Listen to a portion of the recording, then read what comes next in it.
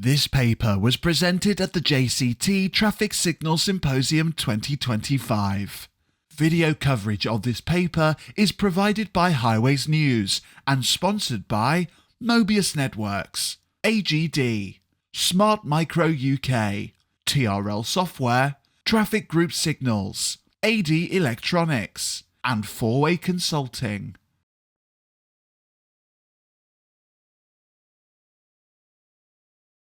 So this presentation today sets out how Milton Keynes, working in partnership with TRL, are transforming the city into a pioneer of adaptive, connected and resilient transportation.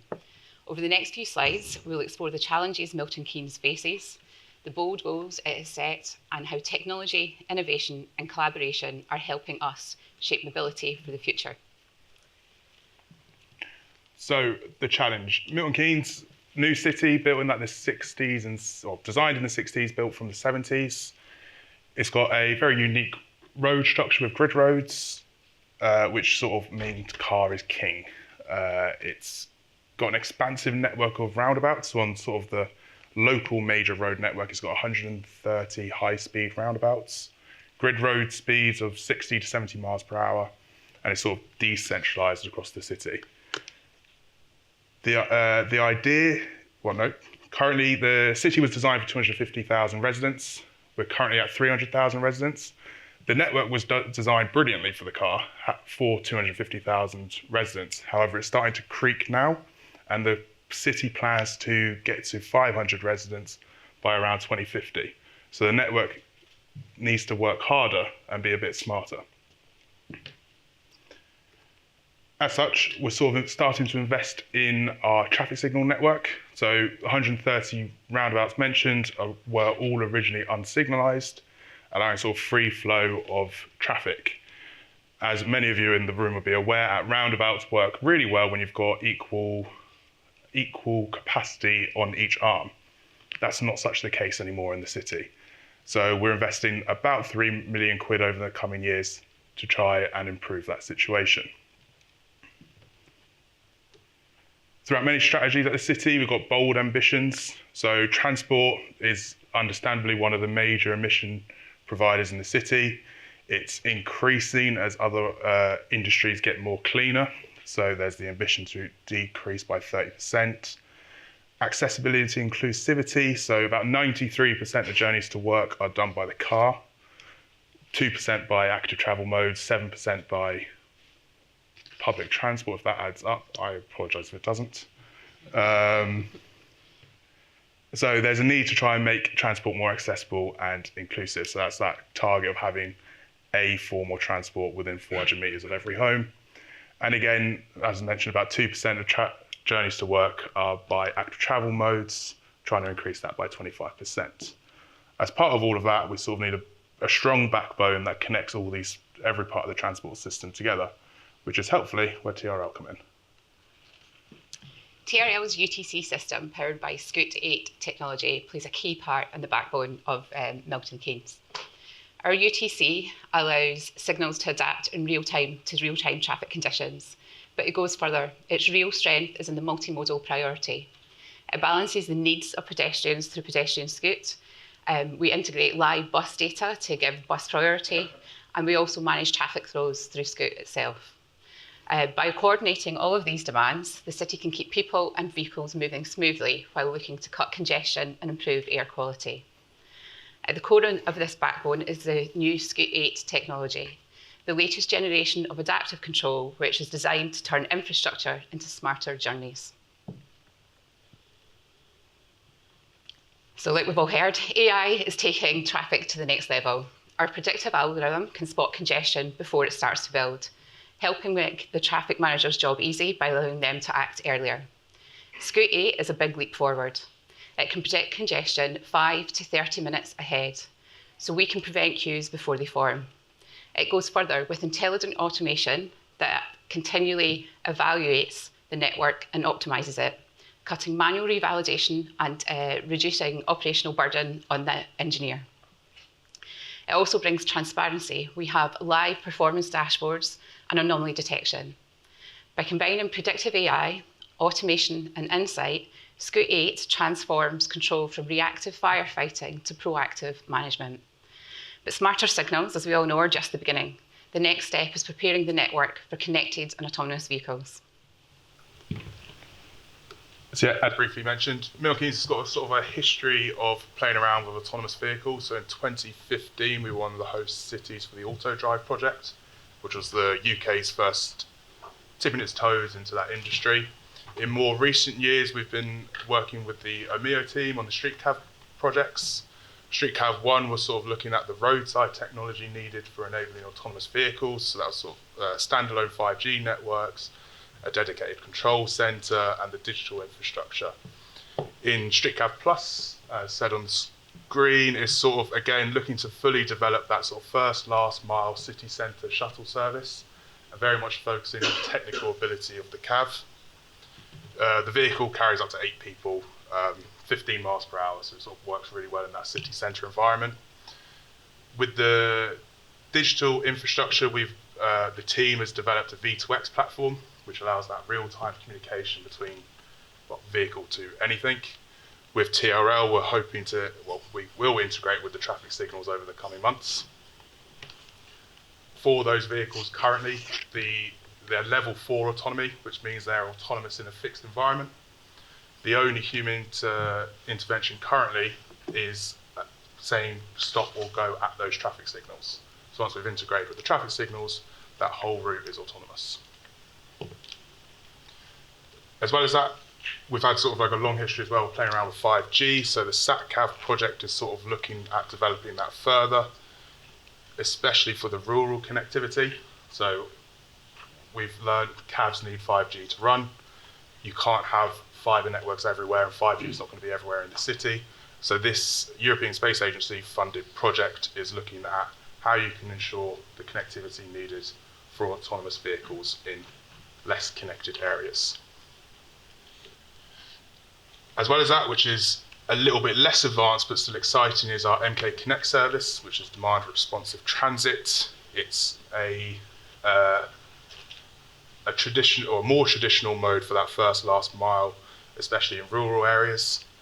It takes up about 10% of our current public transport trips, feeding into the longer, more traditional bus services, and there's quite high aspirations for taking that further. One of them potentially making them autonomous with reducing the cost of needing a driver. As with many transport officers in the room, the idea of mobility as a service app, so that one-stop shop for all transport needs, your one ticket across multiple modes. We're really striving to make that a reality through each and every way we can. As well as that, we will continue to support active travel. Milton Keynes is blessed with a 200-mile redway cycling and walking infrastructure. In addition, we've got about 550 kilometres of bridleway, so we've got almost 800 kilometres of active travel infrastructure. But as mentioned, it's underused. People don't entirely feel safe on it because although it's segregated from the road network, it's sort of segregated from where you get natural surveillance. So trying to make people more feel uncomfortable on that is really important. And then where we do integrate with the road, we want to make sure there's that seamless digital integration to make sure pedestrians are prioritised where they need to be. One of the benefits of all the projects we've worked on is that development of the digital infrastructure, allowing this all to come together with lots of different sensors coming from all over the place. We sort of need central hubs to bring it all together and push out in easy ways. V2X does it in real time, the data exchange does it in near real time, but it's better for dashboards. With all of that, we'll hope to use the better access and quality to data to help inform the strategies, investment decisions, and hopefully residents' travel choices. A lot of these, I'm hoping, sound like challenges that are common across many of the local authorities or you in industry are aware of, in which we're sort of hoping to address with TRL. Yeah. So we heard yesterday Darren talk about the V2X platforms and how there isn't national standards at the moment and those are still being developed. So that's one of the challenges that we face. We heard Margaret yesterday mention, how do we change the perception of users? How do we move those users along to the public transport schemes? And along with that, we need to look at how we manage the data. These are very data-driven activities. And how do we manage that data and the privacy and the interaction between all the different systems that are actually involved? But with challenges, we give them the opportunity to innovate as well. Milton Keynes has shown with smart mobility, they can reduce congestion, cut emissions, and improve access. By harnessing AI and expanding demand responsive transport, they continue to lead in the connected and automated mobility sector. We can help this city make an example for the rest of the country to follow. Milton Keynes has shown that even the most car-dependent city can change, and it sets a roadmap for the future of its mobility. So the road ahead, this slide sort of paints a very ambitious timeline, which, again, as every local authority officer will know, we will probably not meet, but it's good to aim for something. Over the coming months, we'll integrate the TRL's UTC across our traffic signal network while expanding that signal network over the coming years. That integration with CAVs and other connected vehicle will happen then over the next few years.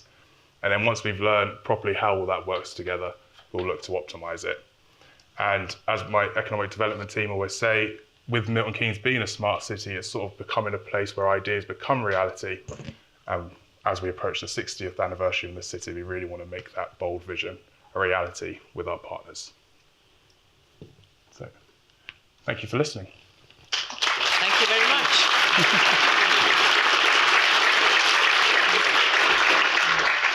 Thank you very much for that. It's always fascinating to hear from Milton Keynes. Same, it's always fascinating to hear from Coventry, two really forward-looking, innovative transport authorities.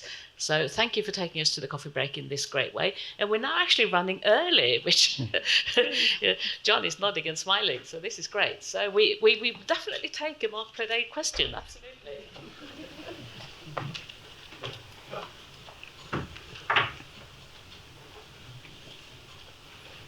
So tempting to ask you, Rich, the question I wanted to ask him, but I wrote that's very unfair. I think, Wendy, this is possibly more for you. We've heard throughout the morning about effectively the capacity and optimising that capacity. But there is a limit. And we just heard that Milton Keynes is going to be 500,000 people by 2030 if things go the way they want. So despite trying to move people out of their cars, the rate of car use increase is likely to exceed the reduction due to the modal change. Can you just offer a few thoughts on where the limit might be? Because there's no point in spending loads of money if they're all back there already. Yeah, that's a difficult question to answer, to be honest. We only have a certain amount of road space. With the development around the UK, that's not something that we are going to be able to expand. We can only work with what we've got, so we need to look at better ways to manage it. And what we've developed in Scoot 8 is looking at that. So we're not, with our UTC system, obviously we're pushing Scoot 8, it's great. Part of that algorithm is it looks at what is most appropriate at a place and time. So it selects the appropriate method of control. So it's not always going to be running Scoot. If Scoot realises that actually at this point in time, Mover would be more effective because I've got an event that actually is kicking out and that bit of traffic needs to be flushed out of that particular site, then the UTC system will swap to that. So part of the algorithm that we have now looks at the most effective method of control at that point in time. So we aren't necessarily, we're going to optimise in the best way that we possibly can, and that's all we can hope to do. And what we found in the city is we can't just keep bigging bigger and bigger in roads. Land value has a twisting point between when you build stuff and when you keep building roads. We're blessed with a dual carriage grid road pretty much everywhere. We can't make that 3 lanes everywhere.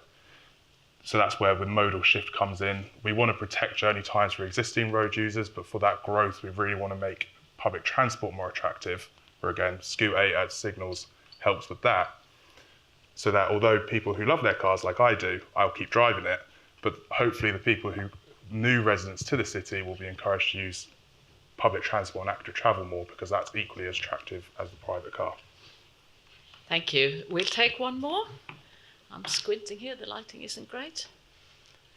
Are you all focused on, I definitely can't see anything up there. They're all focused on their coffee, I think. Okay, so in that case, one last word from me on the presentation, which is if there are any motorcyclists in the room, you heard the very quick allusion to bridle waist. So horse riding is a form of active travel, yeah? So I would put it to you that riding a 1400cc motorbike must also be active travel. It's a very physically demanding activity. So go away and advocate for large bikes to be included in active travel and getting the funding. Wouldn't that be great? So thank you very much. Thank you. Thank you.